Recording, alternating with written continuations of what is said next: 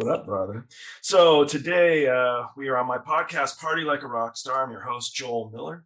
It's my buddy T. Ryan Mooney.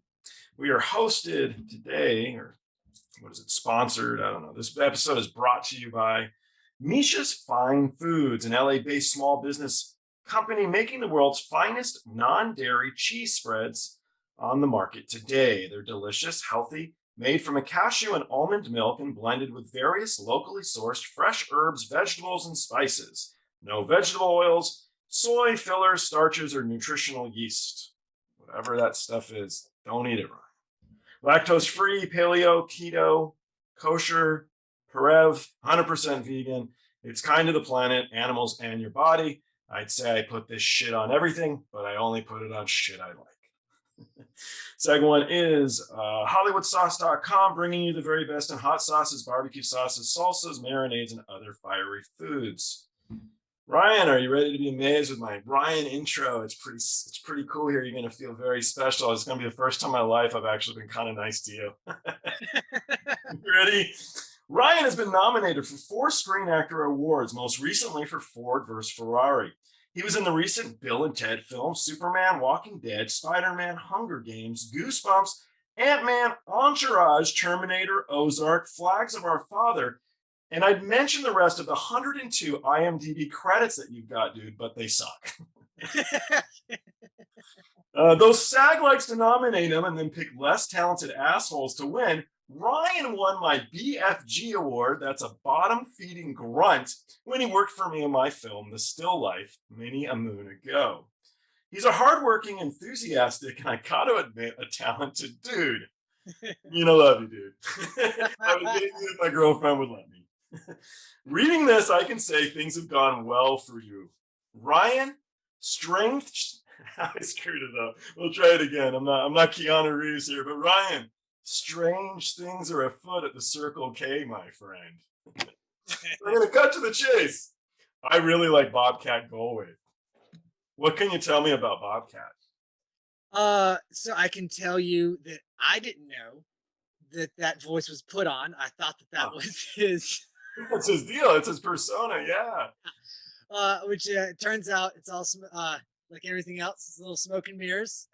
And as a director, he absolutely knows his stuff. It's just very disarming to have what you think he is for him to come up and start talking to you. It's very like relaxed, calm, very like small person, in like in a demeanor. So did But you kind of blow it? I mean, did you kind of look at him like, oh no, no, no, no! I've crushed it. I've managed to spend those 15 years and 102 credits learning to keep all of those vibes but in deep your as head you're thinking like, what the fuck is going on here, dude? yeah. I was like, he's like, okay, so you're gonna stand here. You're gonna be in this lineup, and it was an army scene. You're gonna be chewed out by the sergeant, and I'm just like, I can't get over this guy's real voice. This is blowing my mind. A parallel comedy universe. Yeah. That's cool, man. So, all right, so we'll take a step back here. I'm gonna have to open a beer in case you get boring here. Give me a sec. How did you get? I met you because you had nothing to do. I think I found you on Craigslist back in the day, and you were like, "I'll come help you out as an intern." And you got to the set. I remember you're like, "I want to be a stuntman." And I'm like, "Yeah, we'll paint the fucking wall, stuntman." And you were gung ho, and you started painting the wall. So you're from Louisiana? I'm from Louisiana, and I think I want to correct this. I think I found you on Craigslist because I would spend 8 hours a day just searching for any film job I could get. And I still feel like it was paint my wall because I don't want to pay painters and I'll shoot this area so It that it It gets the wall. was. It was. Yeah, And you were like standing on the handrail, I remember. I came upstairs and you're standing on the handrail, and I'm like, dude, stuntman, yeah, yeah, yeah. get off the rail, buddy. Get off the rail. And you're like, I got this. I got this. I was like, all right, all right. And so we got you. But I totally screwed up because at the end of the film, spoiler alert, we have this huge fight scene with all these knives and stuff. That was the freaking day I should have had Yeah. you, man. I can't afford you now. But it That was would have been the fun. move. So you moved here from Louisiana. So I remember that. And then So you're scouring Craigslist looking for whatever is what happened. And then, I got a bunch of questions. But to begin with, did you get anywhere from scouring Craigslist then? I mean, did it help you in the beginning? Um, I don't know, hard to say. Because you get those experience bucks, and you get all of that time of like learning to put yourself out there, and then kind of learning. I learned a lot about like when I should say no. But I ended up doing a couple of smaller gigs that paid $100, which was like $100 more than you paid me, if I recall correctly. And Right. Whoa. they, Hey, right. Why are we gonna be so mean here? This is my hey, house, Ryan. I told you we're gonna come at each other. I Uh, introduced you to your wife for crying out loud. uh, but you get a little bit of footage, so you look like you're just that much more legit. So it's hard to say, how much that helped me when I met people who could actually like put me in a position to do stunt work. But that hustle mentality, I mean, that is basically the same thing. I just look at different. I'm not looking at Craigslist anymore, but it's the same idea of just pour through there and find something that you would be a fit for and go for it. So I mean, yeah, I mean, really, honestly, it's totally. So you hustle more than anyone I've ever met for a longer period of time. I mean, you're a gung ho guy, man. You're so into it. But the other thing that's cool is like, I watch your videos because I actually enjoy them. Most of these people you like scroll through, whatever. I watched the sword fight on the beach, and I watched you do like a somersault thing, and then I'm like, wow, that's good. He can still do it. I wonder if he could do a headstand. I don't know, but you're very good at the marketing aspect. I was going to get into it later, but since we're talking about it, so yeah. do you have representation? Do you have a manager or an agent? No, I had an agent in LA, and I'm now in Atlanta, Georgia, and so once I left LA, still on a friendly basis, there's just she's not franchised out here. We're all it's a strong community vibe, Yeah, but out of sight, out of mind, and there's only so much searching through production publications you can do before you go crazy. You got to work in your job anyway, so you might as well film something, put it out there, and if anything else, you just reinforce that you're here, that you're doing something, that you're steadily working on your craft. And honestly, I've learned more doing those little projects because you have to wear so many hats and be the producer and be the choreographer and the videographer and the editor and the sure. location scout. And, you get an appreciation for the how it all works. So, I mean, you would advise like most of your gigs would come through a agent or a manager, or they're just word of mouth now from people you've worked with in the past, or is a lot of the gigs from actors that you've already stunted for, you've doubled for, or like where would you say the majority of your work comes from? Majority is word of mouth and reputation because the people that have been doing it for a while and that are reliable. So when you start, you say, "Hey, I got a show and I need 15 fight guys." You're not drawing from the pool of everyone who's ever sent you a headshot. You start from like a pool of like 100 trusted people, build out from there. And I've been fortunate enough to be on a list of a few different people, and then from there there's specialty things, and there's specialty sizes, specialty tricks, or specialty stunts that you just work your way up on these lists by reputation. So it's all glad handing, and if you want to get into bribery, that works. The truth comes out. Hollywood. Absolutely, yeah, yeah. Did do any? I assume at this point, some of the guys you've doubled for, they ask for you to be part of the production. Yeah, yeah, and that's been really great. And that always is a big deal the if an actor wants to ask for a certain double, they want to ask for me, the stunt coordinator, if they don't know me, which at this point is really hard to do. You've at least heard my name if you're in the stunt world because I have sent you a headshot over the last 15 years. Yeah, Uh, so they just know right away, like, okay, it that's going to be a no brainer on the relationship. As far as the stunt person, the actor, I know that the actor will trust them. So if they match the skill set, I talk to a couple of my friends and they work out like, hey, that's a good guy, then it's makes it really easy for the coordinator. That's kind of what I strive to do, is make it as easy as possible for the people that hire me. Uh, sure. so I, You feel like the actor's mini me or something because you're like the second guy. I think, wouldn't I be the mini me in that Yeah, situation? that's it. I'm saying you're the mini me. I don't know. Oh yeah, yeah, for sure. I will be the third mini me. I have no pride when it comes The to third. Have you Yeah. ever, so as a double, have you ever had a sex scene where you're hooking up with the other double?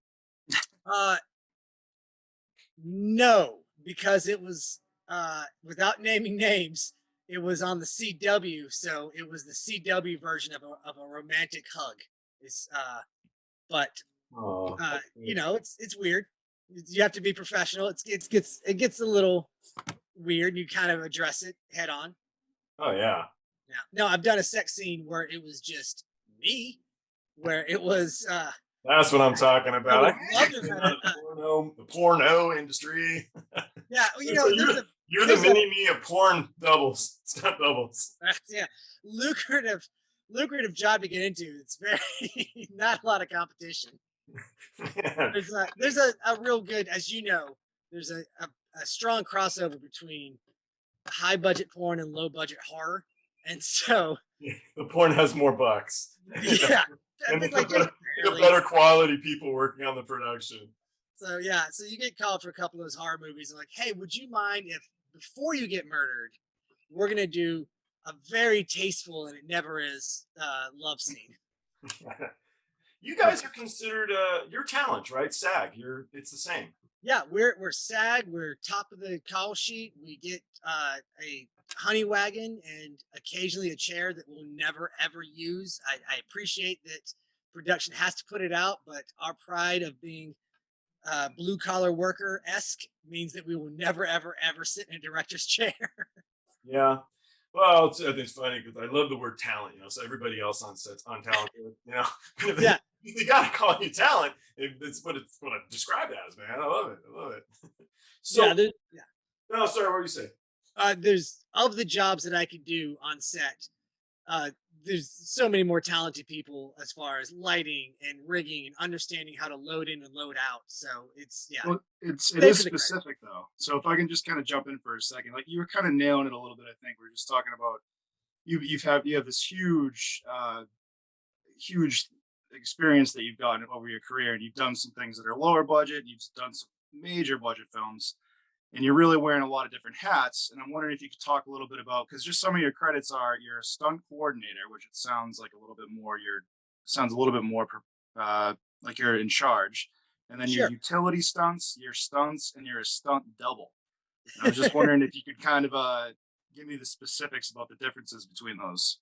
Yeah, so the stunt coordinator is the head of the department, and they are in charge of everything from hiring the personnel to incorporating the vision of the director to figuring out the X's and O's of how this is actually going to work out, all the way to, uh, and a lot of productions nowadays presenting a previs and saying, "This is my idea of how this should be shot," to give you some framework, because it's if you show up and you just say, "Here's the action. Good luck on shooting it." We do this as our specialty. This is what we Right. focus on all the time. So to ask somebody to come in there and understand, which is not to say they can't, but it's a gap from shooting two people in a dining room to shooting a 15-person fight scene. And then we can also point out, as a stunt coordinator, you can point out, hey, here's where you can get this overhead shot that we can hide the rigging. Here's where you can't do the high fall, and there's a lot of management and logistics to So make this done. apart from doing the physical aspects of your job, there's also a lot of technicalities with doing the collaborations between, like you already mentioned, the director, the actor you're Right. doubling for, wherever. There's a lot going on. Yeah, and then at the same time, you're also you're responsible for the safety of basically everything in front of the camera and the camera lens. The assistant director will be responsible primarily for everything behind the camera, even though there's a lot of crossover. And if you see something, you say something, but you're also concerned about the safety of everybody on camera at the time. And so it's a difficult position because you have to kind of flip flop between mechanic and artist as a stunt coordinator. So I remember, Now, it's the other stuff, stunts, utility stunts, and stunt double is all more or less the same thing, except in regards of what is written on your contract. But you're basically on camera performing stunts. Sure. didn't you work for a while for like Miami Vice or something? You were a guy jumped off the roof on one of the buildings at Universal Studios or something. I worked at Six Flags, and I was Scarecrow slash convict slash ninja, and the show begins, yeah, as you know, just a typical thing, which is one of my favorite things I've ever done in my entire life, because the show begins with, or my entry into the show is a 60-foot rappel that comes in right in front of the audience. They don't know that we're up there and we're hanging above them. And you drop a line and you flip upside down and come zooming down this rope. And every 9-year-old in the audience just loses their mind. And it's the most Yeah, satisfying feeling. that'll be And cool. and we do it, 8 times a weekend. So I kind of vaguely remember you doing that. Was a while back now. So yeah, sideshow days. I'm a kid in Louisiana. I'm assuming you did a lot of gymnastic type stuff as a kid. No, I did nothing. I did nothing as a kid Martial except arts. I mean, like none of that. That's uh, shocking. maybe a month. So what I did was, early on in high school, I convinced my English teachers that I would be better off making video essays instead of writing reports on the books, because I didn't want to write. Kind of a So weird question then, but are you dyslexic or anything like that? no, I don't think so. I've never gone in for. If anything, I've got garden variety ADHD, but I've never gone in for any proper It's just testing. interesting because it's like figuring out a solution, like a band-aid. If you want me to get into this, this is what I would be better at. So okay, so it's initiative. It's interesting. You're a kid, so you're gonna do these videos for your teachers. Yeah, and so we did the Crucible, but I did it as a Jerry Springer talk show, and had them all yelling at each other. And then eventually we figured out that uh, if I could make a video that was a good video essay, that since the video was already rolling after the credits, I could always add in another epilogue scene, which was always a shootout. It had nothing to do with anything that we ever did, and so we would shoot the actual video essay as quick as we could, and have a blast making some shootout with, Ziploc bags full of blood that you would hit and die. So your Um, buddies who did that with you, did any of them go into anything entertainment related? so yeah, see, in I high want, I school, want one person to watch this, and it's going to be the guy with the bat with the blood bag. yeah, So so we that can was mention him if you want. I mean, like, you might not think they're only. yeah, that was Taylor Wilton, back in junior high, who, as I last heard, is a looter, a manufacturer of guitars. Uh, Luthier, and that's a Lut- super cool job, man. yeah. So last I heard, that's what he was doing. We haven't stayed in contact much past high school. And then a bunch of friends that I went to high school with, we all went to the same theater school. And then a whole mess of us went out to LA and then kind of dispersed. Some Wow. of them worked in production. One of them is a prop guy now. Do you And think your early, you were strength in numbers by the sound of it. So you coming out to Hollywood, do you think those guys kind of gave you the self-confidence to cruise, or would you have done it anyway? Because you're so aggressive with marketing yourself. Do you think that was assisted by anybody, or do you think it's just within you? it helps to be assisted. I definitely was going to do it anyway. I mean, I got really, the reason I got into stunts and pursued it is because I realized that it was something I'd been thinking about for about longer than 3 months. And usually I'd be like, I want to be this. And then a month later, I'd forget about it. And the only thing I'd ever thought about longer than a month was rollerblading, which is all I wanted to do with my life for the longest time. So I was going to do it, but having your tribe and having your crew out there, and just jazzing everybody up about how we're just going to make it. We're going to go back to our college and tell everybody how it's done. It's invaluable. It's huge. It makes a huge difference. So you're getting going. You're starting to get, I'd have to look around, but I remember when you got Flag of Our Fathers, that was a Yeah. big deal for your career. I kind of remember. I mean, I'm assuming you watched Clint Eastwood play piano every day for you, and you're on the Christmas card list and stuff. So but did you feel as things were expanding in your career, was, I'm going to say finally taking root, because I know you worked hard at it.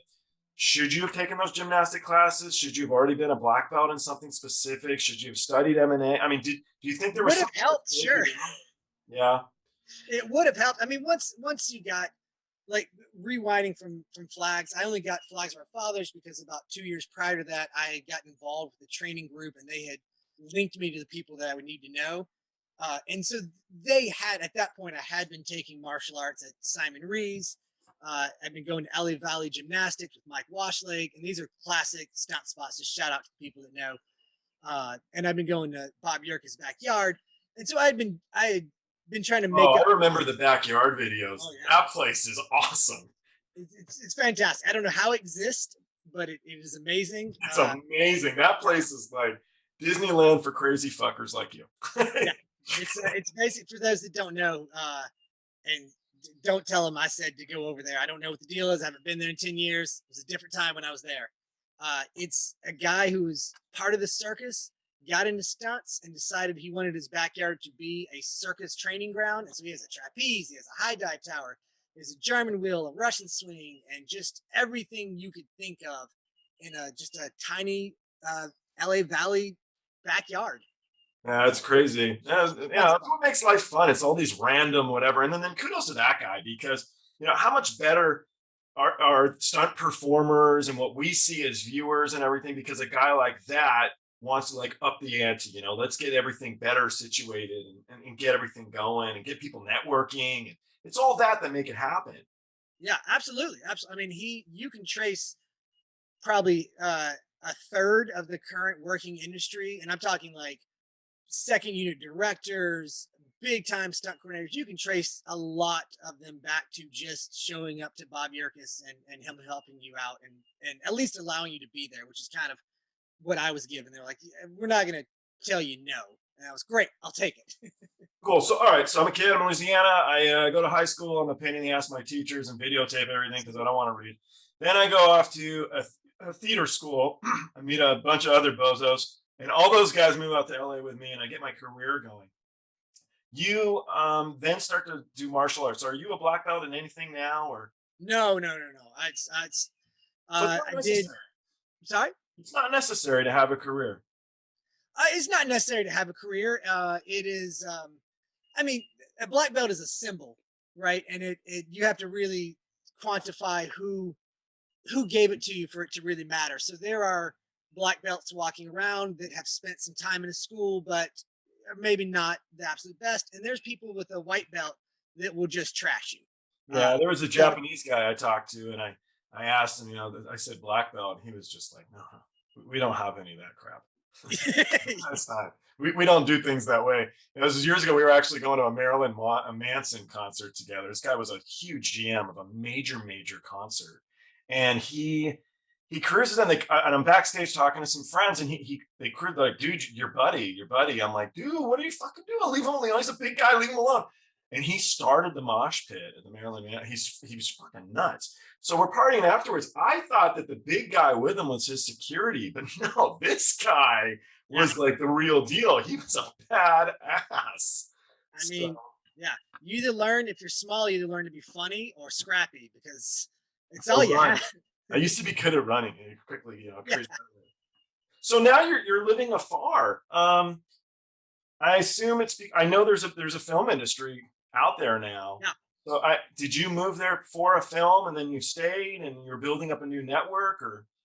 Yeah. So it stemmed from after being married for a year, we wanted to buy a house, and we looked around LA and decided that we were not going to buy a house with a roommate.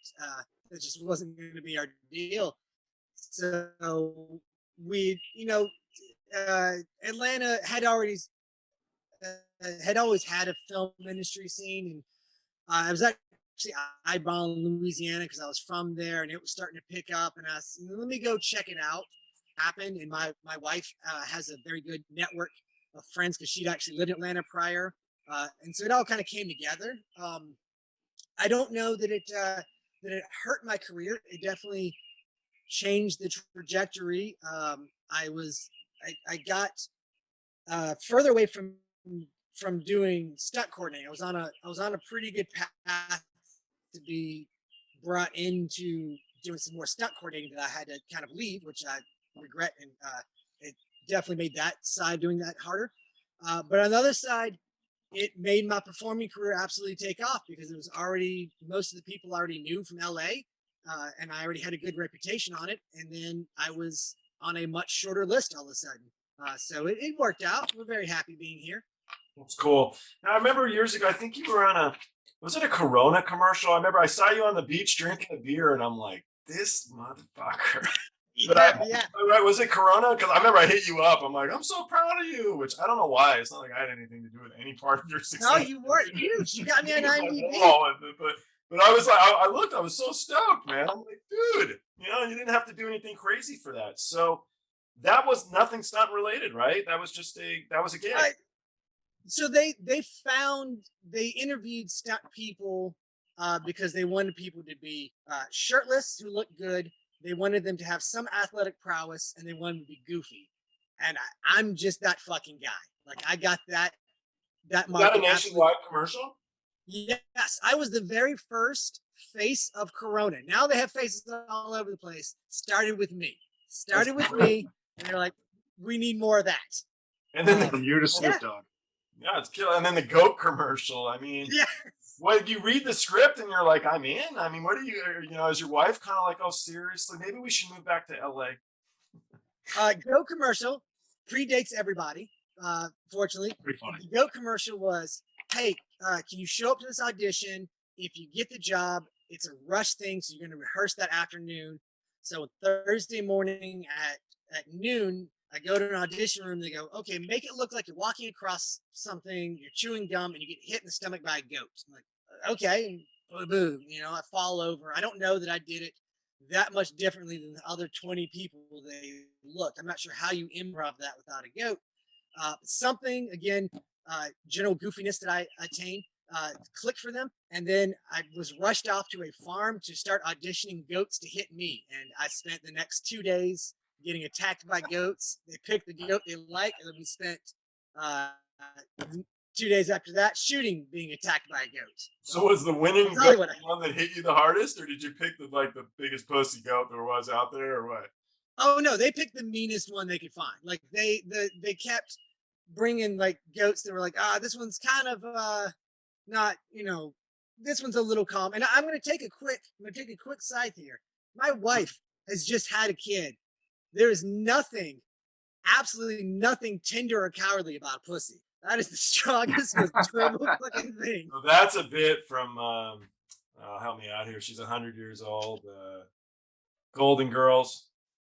Goldie, not Goldie Hawn. Betty White. Miller? Betty White. So that's one of Betty White's gigs. Dicks, I'll steal. Dicks or whatever, you flick them, they're all fucked up. But pussy can take a beating. So that's one of her comedy bits. Is there a good way to catch a goat? I imagine that the aim is just to like catch the horns and like absorb. No, the for any good way is future to hiking that I might do. The way of it. Right. If you see a goat coming at you, get away from it. And my job is to just go blank and pretend like there's not a goat bearing down on me. And that's what we did. And with a little bit of practice, you get okay at it. The goat also learns that you're going to get up, so the goat switches up their technique, because the goat is not a performer. The goat just doesn't like you. So he's just trying to attack you. So you just kind of turn off that survival switch for a couple of seconds. So you're a dad now. Do you think there's any roles that you might be hesitant to take now that you wouldn't have been before? I don't know. I'm gonna say settling down. Meeting a lady, having. Yeah. I don't know. I mean, probably not. Probably nothing. I don't think there's anything I've done that I wouldn't do again, except for that low budget sex scene. That one, I don't think I would take another shot at. Look what it did for Sylvester Stallone. Well, built his career. Something. There would be no Rocky without Sylvester Stallone being in. But I do. Wow, we lost him at the best time ever. He got lucky. He got lucky. He's here, but it's just kind of shaky. We'll bring him back in.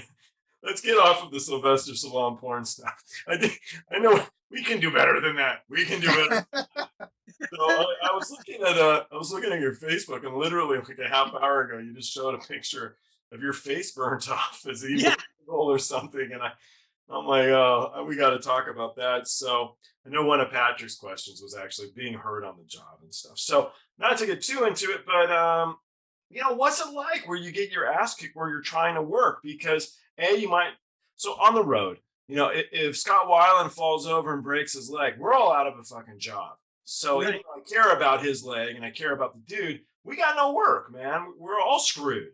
So I'm assuming you get hurt on set. I'm assuming they're going to slow the production down for a few minutes, especially depending on how bad it is. But it's not just you. So the times that you've got hurt, what was going through your head? Like, what did you think? Did you feel like, oh crap, this isn't good. I'm not professional, or something like that, or Yeah. I mean, you always feel when it happens, you feel like you messed up and you've let everybody down, because it's not supposed to happen. We do the dangerous things, but we do them with as much risk aversion as we can manage, and that's what being a professional stunt person is.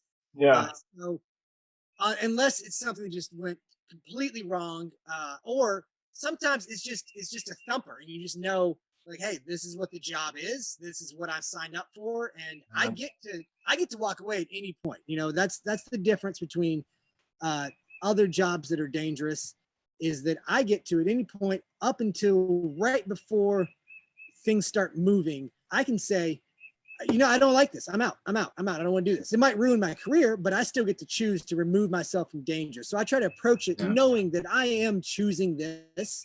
yeah. This is what I want to do, and I'm going to approach it as safely as I can. But I'm there because it's a risk. I'm there because I have a physical prowess, and because if I get hurt, it's not good, but it's the least worst person to get hurt on set, more or less. So not to dig into the weeds, because it might get boring and I don't know how much you know about it. So like Steve McQueen did his own stunts. He's famous for that. As a kid, I always thought that was really cool.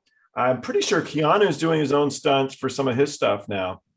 So insurance wise, they often won't let the actor do it because they're insuring the film and they don't want the actor to get hurt. Do you think there's any differences from Steve McQueen days to now, as far as like coolness to do your own stunts, or is Keanu, do you think we as the consumer care that Keanu's doing it? Did they back then? I don't know. Is there any differences you think? Yeah, I do think people care that they're doing it. It's the same as if you saw an actor riding a horse and like, oh, that's really neat, and they pull out a guitar and like, you're like, I knew he was a movie star, but he can also do a fight scene. I think that's incredible. And it allows, in the editing and in the camera work, it allows you to keep into the emotion of it and show these close-ups that still bring out the character of the scene. So that's, if you don't have to hide around stunt people, it's certainly a benefit. Now, having said that, there are some things that even if the actors can do, it's just not a good idea to put them in there. And for 99% of it, I would say that while there are actors that do their own stunts, they do a phenomenal job. And Keanu Reeves is currently on top of that list in my mind. Yeah. But there's so much like they're doing so like education that he puts himself through. There's so much into it. It doesn't just like you come out and do it. Well, they're doing it being surrounded by top of the line stunt teams. And so they're put in a very good environment to succeed. They're put in a very good environment to succeed is the best way to put that. Because it's a big difference between having multiple, even if you're talented and trained, you're just not a career stunt person, and having multiple of those people doing stunts together versus having one person surrounded by stunt people performing stunts together, which is my slight pitch to say, hire more stunt people to be your bit actors. We can talk, we can read dialogue, and you get to show our face when you kill us. Everybody wins, and it goes faster on production. Yeah, no more goat commercials, for crying out loud, man. I did one after. It never ran, but I got called a year later to like, you're the guy that works with the goat, right? Absolutely. That's me. I'm the goat guy. Yeah. That's a random one. You ever do any music videos? I did. I've done a couple. And I had no idea, for those that have never done a music video, you will spend the same 12 hours listening to the same 10-second loop of the music over and over and over and over. I did In Sync. I did the song Pop, and for years wait a minute.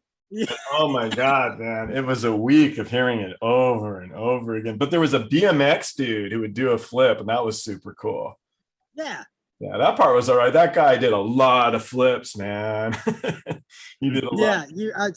Music videos, just we go take after take after take. It's It's grind. brutal.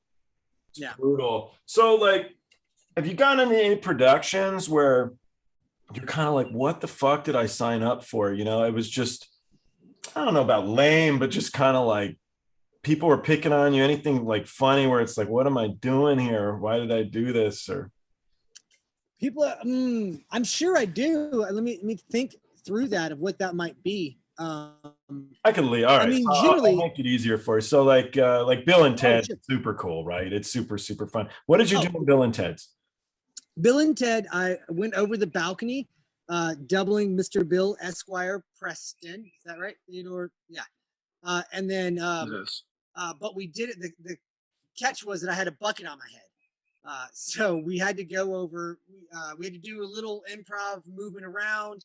And then the Keanu double bumps into me because we're both wearing buckets on our head. If you've seen the movie, it makes sense of why.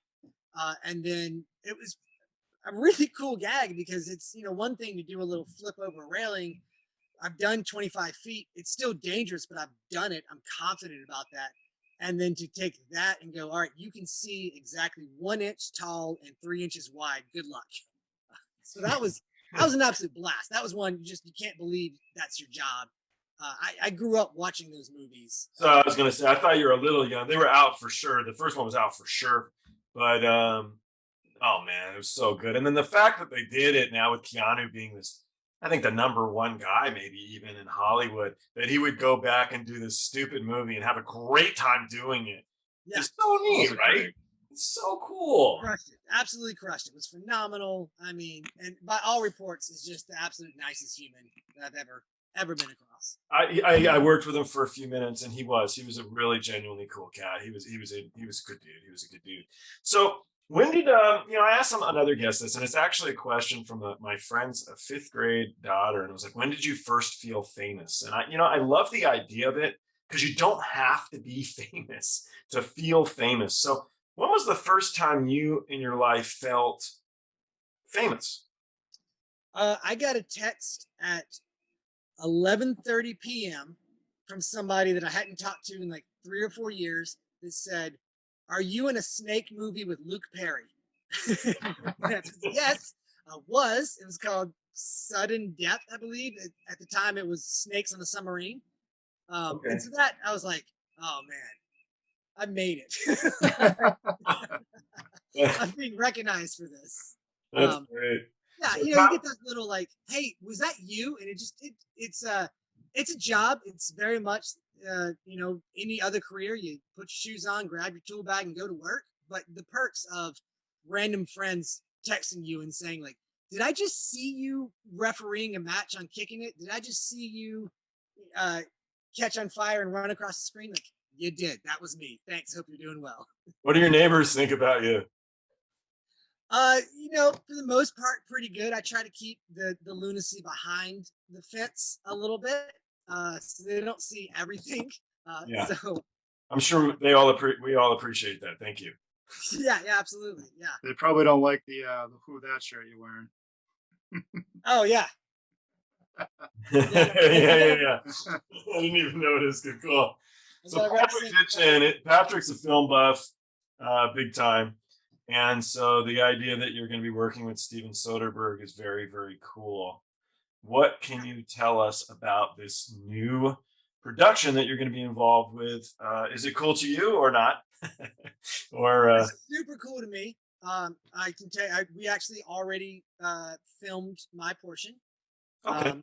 Can't tell you too much about that, obviously. Can we name who you're doubling for? I looked Is it it up. on IMDb? It is. It's on IMDb. Yeah. Okay. It's so it's you go ahead. Tell Patrick, no, you tell him. Who does it say on IMDb just to make sure? So it's on IMDb, not IMDb Pro. It says you're doubling for Kieran Culkin, who's in Succession. He's Macaulay Culkin's brother. He's a really talented guy.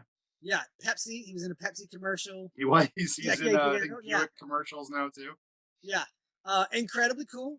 Incredibly cool to meet him. The opportunity didn't work out, but I almost had a chance to double Macaulay as well. So I was going to get the set, and I was extremely proud of even being up for that. I think he's a cool guy. Macaulay Culkin, I think, is neat. I love the fact that he kind of laughs off. They'll try and hate on him. Oh, he's skinny. He's a heroin addict, and he just, yeah, fuck you. It's amazing. He'll just do these like random whatever. Yeah, I don't give a shit. I love the fact that he just says seemingly doesn't give a crap. He did Home Alone, and then he did what was it, Monsters Ball or Monster, which I don't know if you could pick two opposite movies and he crushed both of them. So, Yeah, he's a neat guy. I think he's cool. And the most of his band only sings songs about like one theme. I forgot what it was, but that's it. Every song's on the same thing. Some random somebody told me, and I'm like, I love it. I think it's great. Have you that's ever absolutely great. working with somebody on set where you're kind of like, wow, I'm really standing next to, Bo Bridges. I don't know if you'd be a double for Bo Bridges. No, not. Yeah, it's insane. I mean, that's how I felt on Bill and Ted. Unfortunately, because our stunt scene, really didn't involve the actors. So I saw Keanu pass by in the distance. I saw him next to Alex Winter, and I'm just like completely starstruck. Yeah, I allegedly have been called tough by Clint Eastwood. I've heard that. that's cool. Yeah, I got that secondhand from a van driver because the camera guy who worked on Flags for Fathers also did Changeling. On Flags for Fathers, I got blown sky high, and then on the Changeling, I got tossed out of a car. And the camera guy was like, "Hey, that's that same kid." And allegedly, I wasn't there, but I'm going to claim it's true. Clint Eastwood said, "It's a tough little dude." I Okay, would He don't definitely really- say I- that's true. Yeah, I can't really imagine him talking that much, so I figured just be like, tough. yeah, that is exactly how his sets are run. He shows up and says, "Go, stop, got it, move on," and it's terrific. It's the best The film. one-cut king. I believe it. There's like the story I heard with Eric Clapton, and he went in to play. I think it was on a Taj Mahal record. I might be wrong, but he was like, "Okay, let me listen to the song." They played the song one time, and then he played it one time. That's it. He put it in the case, and they're like, "It was totally fucking perfect." So I would assume Clint Eastwood would be the same. I've done this once or twice. Do what I tell you, and we're all going to leave. Okay, I'm going to go home and play piano. Yeah, absolutely, man. Just most patient, kind human being. And then at every time there's like, "Well, what if this doesn't work out?" He goes, "Well, then they'll fire us." And he's 80 at the time. Yeah. So, what's left for you, dude? What would you love to play? You've done some Marvel films, which is cool. What's like your bucket list? Gosh, my bucket list. I want to do the gag where you jump from out of a building into another window. I really would love to do that gag. I've got and I've got a few back pocket things that I'd like to do. Like, you have the traditional, the Jason Bourne guy where he runs and jumps into a balcony. I'd like to do that where you're chasing him, except in midair, I get shot, and so I just ragdoll into the balcony and off. And then from there, I want to be your favorite action director. 10, 15, 20 years from now, I really enjoy making films. I've enjoyed the hell out of performing in them, and I'll keep doing them. But the path I want to be on is making films that are my vision and putting things out there. That's Who's cool. your name for just one name, your personal favorite action director right now? If you could model your potential style, your future style off of this guy or gal, who would it be? Christopher Nolan and his Oh, yeah. penchant for practical, real stuff, and his ability to say, I want this to be. I want to crash a 747 through something. I want to toss a van off a bridge, and he just does it, and it Grounded. just looks fantastic. And then I love his takes and interpretation on. He's had several on time. They always just make me think and make me ponder what our existence really is and what time really is, which is an exciting thing for me. So, like, Jackie Chan. What it amazes me, like the longevity of his career, that he can still do some stunts by himself, is amazing to me. Yeah. Isn't that remarkable? Are you guys so well protected? It's not that crazy. Back when he started, I'm sure there was a lot less safety type stuff. He's But, next. like, watching the reel at the end of the movies with him just getting, beat the shit out of him, and he ain't young anymore. No, It's kind of like I got a lot of respect. You know, hard not to respect them. yeah. I mean, I can't. There's no safety in place that we could ever create that would still give us the longevity that he just has. He's a superhuman. You know, coming from China, yeah, he came from the Chinese opera, and anyone who comes out of that system is phenomenal. And then he was that much more above that. He's next level. I don't know what he's on, but he's got the right genes. So what's your telltales? You're in that guy's backyard and some guy cruises in. What are you like? Oh, this guy's gonna be badass. Just watch. Is there any like in fight you have your in Oh fight yeah. you have your knuckles, you look at their knees or whatever. I mean, what do you look at and be like, oh, this guy here, watch this shit. Just sit down, watch this shit, watch this. You watch them walk, and if they say nothing and they walk in and they just look like they just walked into their own living room, they go, oh yeah, that's that. I know where the ARM is. That's the bag. That's the tower. Okay, you know that's a badass. The guys who come in, guys and girls, and everybody who come in, usually get two. You get just wide-eyed, blown away. You know, completely like, okay, cool. You know, you're at least you're being honest about it. You're being humble. We'll walk you through the paces. Ones that try to act cool and talk about how all the different things they've done and this, and I've seen this, and don't worry, you can smell it a mile away. I know you're terrified. I know that you think you can keep up, but you can't. So, you know, say less, do more. That's how you come off as cool. What's it like Sound to watch advice. yourself? Sorry, Patrick, what say? Oh no, just that's it, right? That's a good advice right there. What's For it like anything. to watch these movies that you're in? So I mean, is there a time where you're kind of watching like, watch this, honey, this is gonna be badass, and it's me, and you're like, oh shit, they kind of Oh, every time. you Every time. know, that was so cool. I did another flip. Yeah. I did the flip out, man. Or Yeah. Oh my gosh, there was one just so recently that I was just so over the moon about seeing, and it didn't even make the cut. I wish I could remember, because some of them, you know, like, hey, your friends, like, let's all go to the movie theater, and you know when your scene's coming up, you can start feeling the narrative get to around this. Oh, they're going to the house. That's where my fight scene is, and you're just sweating bullets because you know, you're like, if it gets cut, my friends are going to turn to me and be like, where was it? And you're like, I don't know. I don't yeah, get you it. gotta prove it. Oh, here's my call sheet. Here's my call sheet. Like, Yeah, yeah, I promise you, it was cool. I wish I could think of it. I just had one. And then when you're the What was it? director, you'll never be cut though. Exactly. Yeah. I think as soon as I get the director role, I'll be like, oh, well, that's why they cut all of that. That makes Do me. you guys do like so? Do you guys do wind? You know what I've wind got up? it. I've got it. I did a Oh, fight. hit me. I did a fight with John Cena. I did a fight with John Cena on the movie. It is called Blockers. Yeah, it's called Blockers. And it's all about the girls make a pact about their prom night to lose their virginities, and the parents go crazy. I play at the after party. I play one of the high schoolers and I've got a cheap tux on, and I had this fight scene with John Cena, and it's hilarious, and I love it. And it ends up, the end of it is he flexes out, and we go flying, and I just get pummeled off of a wall. We did that 5 or 6 times. It was a great hit, and I was so fucking excited to see it. And they didn't put it in the movie.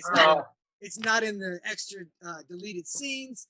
I'm going to actually start a campaign soon, because Seth Rogen directed that scene, and I'm going to start tweeting at him to please give me the footage. I just want to pretty see active. He's pretty active Yeah, on well, there. it's good I for bet he- real. You know, I tore this guy named Rigger down, and he did, what was Joe Rogan's show before, where like you eat wacky shit? Fear Factor. Fear Factor. He did this gag. He was a rigger, and he like came off of the top of the pyramid in Las Vegas. You know, there's that pyramid, Excalibur, I think is the name of the hotel. And he came off the top of it and rappelled all the way down, and they never released it. And his mom wanted it, right? And I could never get it for him. I was trying to get him that. So see, recover. We do like do you know what a wind up is? Um. So in the music industry, we do a lot of things called wind-ups, and that basically means we fuck with each other, and we're mean. Oh, okay. We're No, mean. I don't know. You guys do any of that kind of stuff? Do you have to be so professional? You can't do any of that kind of shit. Do you do any wind-ups? I mean, on camera, I would tell you that absolutely not. We take every single job as seriously as we can. And Oh, it's usually, Patrick, take the camera off. yeah, And the truth is, we absolutely still, you take every job as serious as you can. You take if you get hurt, it's one thing. If you get hurt messing around, go ahead and RIP your career. But having said that, I Right. mean, you're there for 14 hours a day sometimes. You're, especially in the background, if you're doing a little scrum in the background, you got to find ways to keep it interesting and still without messing up your job. So, there's the errant shot to the groin if we're doing a big large fight scene. You might uh, give somebody a little extra love into something, or if like if they've got to get from point A to point B and they have to, you might kind of like get in their way and tug them just a little bit just to put the pressure on them. There's a lot of wiener play. A lot of wiener play going on. I mean, you put 15 dudes in a room, you're gonna get wiener play. It's just the way. Some wiener, yeah. It's a lot of testosterone. Not enough big wiener willies. But you keep it light and professional, and you never see it on camera, and you never prevent anyone from doing a job. It's usually in the scenes where they're like, hey, go in the background anyway and just improv a fight, just wrestle around. And so you get in those things, you'll start to just tug at each other and give it a little extra because it's just fun. Oh yeah, it's what it makes all the fun. Did you guys ever do any like gags where you got like a Hello Kitty in the corner of like the shots or anything like that? I know there's like I forget what it is, one of the horror franchises, and the guy I knew was the prop dude, and you could see a rubber chicken hanging from a tree, or do you know any of those ones that are any spoils in any films where you found out later even or Yeah, we did. We did one on Hunger Games. I say we did. I was surprised with it as well. We were doing doing Hunger Games. We're in the sewer scene. It's the second to last movie. And the whole shtick is that the Scooby Gang is trying to get out of the sewers, and there's genetic lizard monster killer things that are chasing them and fighting them and just picking them off. And all the stunt people are these creatures. And we're all in mocap suits. And at the very end, where one guy is just about to heroically climb up the ladder, a stunt guy grabs him and he spins him around. And what he doesn't know is that the stunt guy has got just like a cartoon frog outfit on, like a birthday party cartoon frog outfit on, and he goes like, "I'm gonna get you!" And it broke the tension on a very long day. yeah, it's the little breaks. What's your fitness routine every day? I mean, I'm assuming you cruise past the crafty table always. I can't imagine you eating crap. So, I do not. I eat to live, and I enjoy eating, and I enjoy my wife's cooking, and I enjoy presents, be it in liquid or food bakery form. So I work out to be able to keep eating as well as I want to eat for as long as I can. I do major. For those that know, if you know anything about lifting weights, I do my major lifts. They're always compound lifts. I'll do like a military press, squat, deadlift, and then I'll do a little accessory work, which is usually still compound lifts. Some lunges, occasional curl, a lot of pull-ups, a lot of foundational strength, and then I'll follow that up with a little cardio, be it sprints or circuits. Currently running through Phil Daru's fitness program, who is the strength and conditioning coach over at America Top Team, the very elite mixed martial artist. He has great programs, and they are fantastic for me because they get you in shape, they get you looking good, they don't murder you, so you can still go train, you can do everything, which is very important to me. Yeah, it's 4 or 5 days a week. do you think you're going to study any martial arts more now that, I mean, unless a role like specifically they wanted you to go through a course, it's obvious that you would do that. But is there anything like you would think that would be interesting for you to learn more about? Any kind of martial art that you think might assist your career? Oh yeah, I mean we're still it's a lifelong or career long thing at least, and I found a love and a passion for the focus that comes from doing martial arts.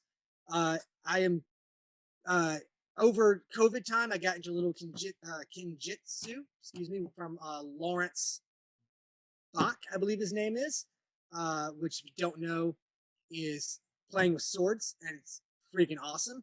I'm going to be free and clear and fully vaccinated on April 24th, which means on April 25th, I go back into jiu-jitsu class and I go back into doing Muay Thai and sparring with people. And I'm very, very excited to get back in and actually touch and make contact with another human, because that takes your martial art skill set from theory to application. And I cannot speak enough of it. Yeah, no, that's cool. Oh yeah. All right, I man. got a quick question for you about a potential career role. I'm kind of taking a shot in the dark here, but I'm guessing as a stuntman. Actually, I'll lead this by saying you have 2 movies coming out that I'm definitely going to see. I don't know if the new Bill and Ted is out yet, but I'm definitely going to see it. Face the Music. I'm also definitely going to see the new Soderbergh movie, No Sudden Move, which is incredibly star-studded. But have you ever heard of a script floating around for the legendary OG stuntman Buster Keaton? Okay, hang on now. That is, you say bucket list. I should have mentioned that. That is the role that I would love in this world. So no, I've not heard about it. If you haven't, Well, if you know anybody about it, are you involved with it? I wish, Yeah. but Oh, is this the Brad Pitt thing coming up, or that's something different? no. So Brad Pitt did. I could be wrong. You might have to correct me, but his newest movie, he's doing a huge majority of the stunts, more than he normally does. I think he was probably inspired by what he did in Once Upon a Time in Hollywood. But Buster Keaton is a very, very fascinating guy, and with all the bio projects that go on, I'm kind of surprised he hasn't already been, his story hasn't been put into film.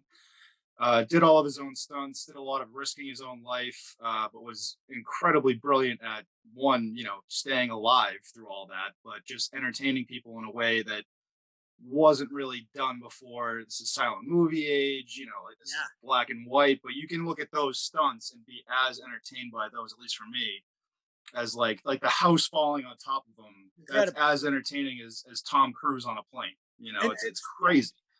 And if I can speak a little bit from my perspective, Please. It's not just that he did these things, that he flung himself off of buildings or he rode turnstiles all the way down to the ground, is that he was able to do them without breaking character, without showing what must have been absolute inner terror. He still has that kind of woes me, dope face. That's hard to do.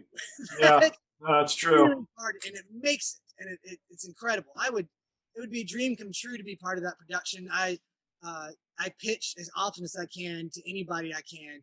That personally, just selfishly, you look like it. You got the look, man. As an aspiring casting guy, you got it. You got that. You got maybe dye your hair a little bit. We're good. Let's go. I'll have to say, through COVID time, I entertained myself by trying to do slapstick in the backyard, because I was like, what can I do by myself? And I've kind of gotten to a little bit with back to your question about what changes when you have a kid. It's not that I wouldn't take any roles, but I'm starting to look at it and going, it would be great if the roles I took were not centered around murder. I understand it's an important part of the movies, and I'm very grateful and happy to be part of it. But there are people that actively like thinking about it more than I do, and I prefer slapstick. In Zombieland, we did a lot of slapstick stuff, and it's the same stunt work. It's just a different vibe, and I would prefer that if I could choose. Did you hang out with Woody Harrelson at all? I don't know. I love that guy. A little bit, yeah, a little bit. I got to know him a little bit throughout through both movies, and he is as advertised. He's cool. Did you ever read up on how he got going? We're checking it out. He's really neat. He was a theater guy. Oh, okay. He was a theater guy. He got off for Cheers, I think, and then he had to turn down this huge role. It was like the role of a lifetime in theater to take this Cheers TV show. And the character, I think, was really named Woody. It was already named Woody. Yeah, perfect. So, nailed it. Yeah, it's amazing. So I don't know this stuff. Sometimes it's just that easy. Yeah, so I guess in summation, my friend, do you think you got lucky to have a career in this? Do you think your decisions were smart when you were giving it a go? Or do you think that you working your ass off is what's made it come to fruition, made it happen? Yeah, well, it's everything. It's all of it. I mean, it was very smart. to decide to go for it when I did. I was 20 years old. I had no debt, no connections, no girlfriend, nothing going at all. So incredibly smart decision to go ahead and at least try so I would know. Yeah. I got lucky in a couple instances. I'm lucky that I'm 5'7", 145 pounds, because despite the fact that all of A-list Hollywood is around 6'1", 5'10", and they want to hire similar guys to fight them, when they need short guys, it's a shorter list. I have less competition for that sort of thing. You get lucky, but you make your own luck. It sounds cliche, but it's just the truth. You keep your head down, you grind, Yeah. you try to put yourself. I just try to buy as many lotto tickets as I can every day by sending out an email or talking to a person or doing a podcast with a guy who gave me my first IMDb credit. And then they lead What to did we list you as? What was it? I don't know. Set PA, I believe. It's still on there. Yeah, it's still down there. That's top-notch stuff right there, man. I'll take it. What was it, man? My intro, I wrote the rest of your. What did I say? And I'd mention the rest of your IMDb credits, but they suck. I guess that was one of mine. Ryan, it's been really cool, man. I always love talking to you. I'm really proud of you. I think you've done so good. I think it's badass, buddy. I appreciate that. Thank you so much. And all jokes aside, it meant the world to me that you let me come paint your house. I mean, I'm dead serious. You know, I didn't know anybody or anything. And I learned in that moment that if you call enough people, someone will say yes. They'll give you a shit job and they'll thank you for it. And that's great. I'll take that. You were such a nice kid, man. You had so much enthusiasm. You know, you were so ready to conquer the world. It was really cool. I think that's what honestly has left a lasting impression, is that you had a big smile and you were down to do whatever to try and make it go at a career. And a lot of people don't work as hard as you work. That's why I keep going back to it for the last hour here. Is people don't have the dedication you have. And I'll guarantee you, if I was to bring other stunt people on here that were older, they would say that. They would say how impressive it is that you're, so dedicated to your craft. You love it. It's awesome. Yeah, thank you very much. It's the only way I know how to be. Otherwise, you're going to wonder why and wonder what could have happened. So, well, I'm glad you did what you did. I'm super happy for you for doing so well. Congrats on the little one. And I will look forward to watching your stupid videos. Telling of sword fights on the beach. I can't wait for part 2. I got a job from that sword fight in the beach. That sword fight worked. So that's what counts, right? It's only stupid if it doesn't work. I actually do have a friend. I'm going to put you in touch with her. She's a big casting director, and she's casting a couple projects right now. Oh, that'd be fantastic. I'll reach out to her, and I'm going to see what she's got going on. So I'll let you know. But it's right up your alley, so it might be good. Cool. Awesome. Thank you. All right, man. Talk Buster Keaton. Yes. Let's talk. Yeah, that'd be cool. Not there yet, but someday. Yeah. All right. I'll talk to you soon, Buster. Thank you very much. Yeah.